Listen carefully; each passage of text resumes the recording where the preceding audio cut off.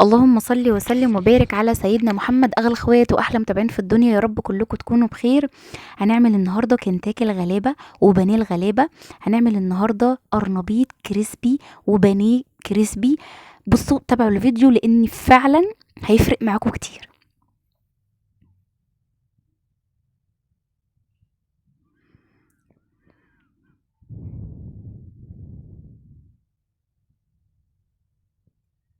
تعالوا بقى نسمي بسم الله ونصلي على الرسول ونشوف عملنا ايه مع بعض النهارده. طبعا القرنبيط اليومين دول متوفر كتير جدا في الاسواق. اما نيجي نشتري القرنبيط هقولك على شوية نصايح كده بجد هتفرق معاكي كتير في شراء القرنبيط. اول حاجة، لو لسه ما اشتركتش في القناة انزلي اشتركي في القناة وفعلي زر الجرس عشان ان شاء الله يوصلك مني كل جديد. وكمان تشيري الفيديو ده لصحابك وحبايبك. خلاص، وما تنسيش بالله عليكي تعملي لي لايك على الفيديو ده. تعالي بقى نشوف احنا هنختار القرنبيطه بتاعتنا ازاي. مش هنجيب القرنبيط اللي بيبقى مكبوس قوي او القرنبيطه الكبيره قوي دي. لا، انت ممكن تختاري اتنين كده يكونوا وسط، ويكون لونهم فاتح، يكون اللون بتاعهم فاتح. ومن ظهرها، يعني من ظهرها زي ما انت شايفه كده، يكون برضو اللون فاتح وما فيهاش طبعا اي حشرات او اي حاجه مثلا. تتاكدي كويس ان هي ما يكونش فيها اي حشرات او اي حاجه. كمان لما تختاريها يكون الورق بتاعها يكون اخضر اخضر قوي، هتعرفي ساعتها ان القرنبيطه دي لسه طازه وطبعا نظيفه، ما وصلهاش حشرات، ما وصلهاش اي حاجه. طيب، وش القرنبيطه زي ما انت شايفه كده يكون فاتح وما يكونش طبعا يعني متبهدل، في تراب، في مثلا طينه، في اي حاجه يعني يعني ايه وحشة، يعني شكله يبقى مغير كده. لا، القرنبيط يبقى لونه فاتح معاكي. ويكون بالشكل اللي انت شايفاه ده. بنقطعه ازاي؟ بنقطعه بالطريقة اللي انت شايفاها دي، واحدة واحدة، علشان ما نهدرش في القرنبيط وكله يبقى ايه، يعني صغير كده، يبقى كله صغير كده ويتهري معايا في السلق. هقولك ازاي نسلقه، مدة السلق قد ايه. وهقولك كمان لو عايزة تحفظيه في الفريزر هتحفظيه برضو يا رب سنة، ومش هيجراله اي حاجة ابدا ابدا، وهتطلعيه هيبقى معاكي زي ما هو. قطعنا بقى القرنبيط بتاعنا بالشكل الجميل كده، وما هدرناش منه طبعا اي حاجة. نقطعه لما نيجي نقطعه ايه ده، زهرايه زهرايه، هو بيبقى عامل زي الورد كده، هنقطعه زهريه زهريه كده. شكله بجد جميل، عامل زي المشروم كده، يعني حاجه بجد خطيره. انزلي بقى تحت في الكومنتات اكتبوا لي كده صلي على النبي على الحبيب المصطفى كده. وكمان ما تنسيش تعملي لايك على الفيديو ده. بصي يا ست الكل، اي سلق كرنب وقرنبيط، اي سلق بنحط له ما عدا طبعا الكرنب مش بنحط له ملح في السلق. بس القرنبيط هنحط له معلقه من الملح، معلقه من السكر، ورشه من الكمون. خلاص كده، معلقه من الملح، معلقه من السكر، ورشه من الكمون. في سلق القرنبيط، الكرنب بيتسلق بطريقه تانية، بنحط له معلقه من السكر ومعلقه من الكمون بس. تعالي بقى نجهز الخلطه اللي انا هعملها دي. انا هعملها كميه كبيره وهقسمها على مرتين. تمام، ممكن ان انت تنقصي الكميه زي ما انت حابه.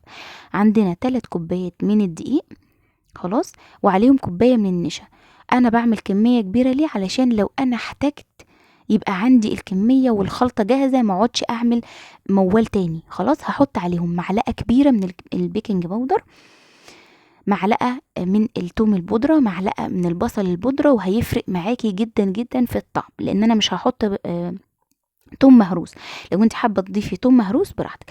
هحط معلقه كبيره من الملح، معلقه من الكمون، رشه من الفلفل الاسود، معلقه كبيره من الكزبره.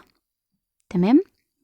وطبعا الشطه دي اختياري لو انت حابه، بس هي مش هتبان قوي يعني. معلقه كده صغننه من الشطه، نص معلقه من الشطه، ونص معلقه من البابريكا. يعني لو انت عايزه تخليه كله بابريكا حطي معلقه كبيره من البابريكا، برضو هتفرق معاكي في الطعم. وعندنا هنا كده آه يعني مش عارفه اقولك ايه، هي نص معلقه من بودره الزعفران. خلاص، عشان مش عارفه يعني اقولك تمن معلقه، مش عارفه اجيبها ازاي. هي نص معلقه من على الكميه دي كلها، نص معلقه من الزعفران. ومعلش بقى المقطع، في هنا مقطع اتحذف، انا حطيت كيس مرقه فوريه، كيس مرقه فوريه هيفرق معاكي جدا في طعم التتبيله دي. خلاص، هقلبهم كويس جدا جدا وهدوقها. لو احتاجت مني ملح هضيف. خلاص. لو احتاجت مني ملح هضيف، والملح هيفضل مكمل معانا علشان طبعا هنحط بيض وميه عشان ما يبقاش القرنبيط بتاعك عادم. هحط بضايه، وهحط آه نص كوبايه من الميه، وهكمل الكوبايه اهو زي ما انت شفتي كده.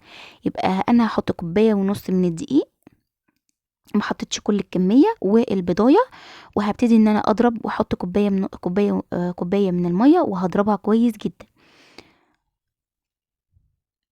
لازم تضربيها كويس جدا. عندك بقى الخضره اللي انت تحبيها، لو عايزه تحطي خضره مشكله دي حاجه ترجع لك، حطي خضره مشكله هتبقى برضو تفرق معاكي في الطعم.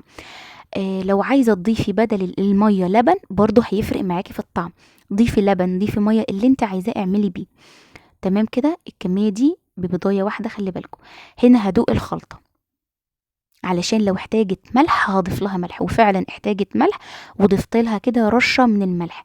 ولازم حاجتك تبقى مظبوطه قوي ملح، لا تكون حادقه ولا تكون عدمه، علشان تتاكل. اللقمه لما بتتاكل مظبوطه بتتاكل وبتتنسف وبتتشكر عليها.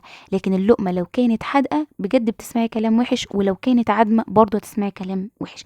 فلازم تعملي اللقمه بتاعتك تكون مظبوطه. حطوا لايك، انتوا لسه ما حطيتوش اللايك ليه؟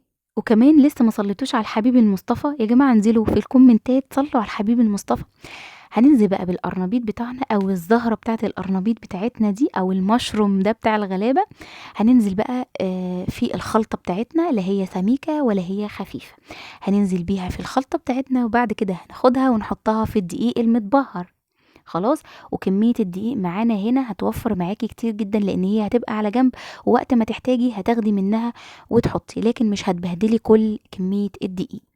يبقى احنا حطينا في الخلطة، نفضنا كويس من الخلطة، حطيناها في الدقيق وهيفرق معاكي وهتديكي قرمشة ولون رهيب. حطيناها في زيت طبعا زي ما انت شايفة كده، زيت يكون مظبوط كده، يعني زيت غزير كده شوية. وبعد كده الزيت بتاعنا غلي كويس، هننزل بيه القرنبيط، ايه، اول ما نلاقيه اتشمع على الجنب التاني هنقلبه، ومش هنقعد نقلب ونهري فيه. يعني الجنب ده اتشمع هنقلب على الجنب التاني لغايه ما يدينا اللون والقوام والقرمشه. بجد احلى حاجه انا عملتها النهارده بجد، اللهم بارك. بصوا بقى الحاجات بقى الفتافيت اللي بتنزل دي، مش طبعا مش هنرميها، هنحطها طبعا على بقيه الخلطه. يبقى بقية الخلطة مكملة معانا علشان نعمل البانيه الكريسبي. هنعمل بانيه قرنبيط كريسبي، هنهرسها كويس جدا جدا. خلاص. وبعد كده على النار على طول وهنقليها، هتشمع معاكي كده وهتبقى زي البانيه زي ما انتوا شايفين كده. يبقى احنا عملنا النهارده نوعين، القرنبيط الكريسبي والبانيه الكريسبي. ومتنسوش تصلوا على الحبيب المصطفى.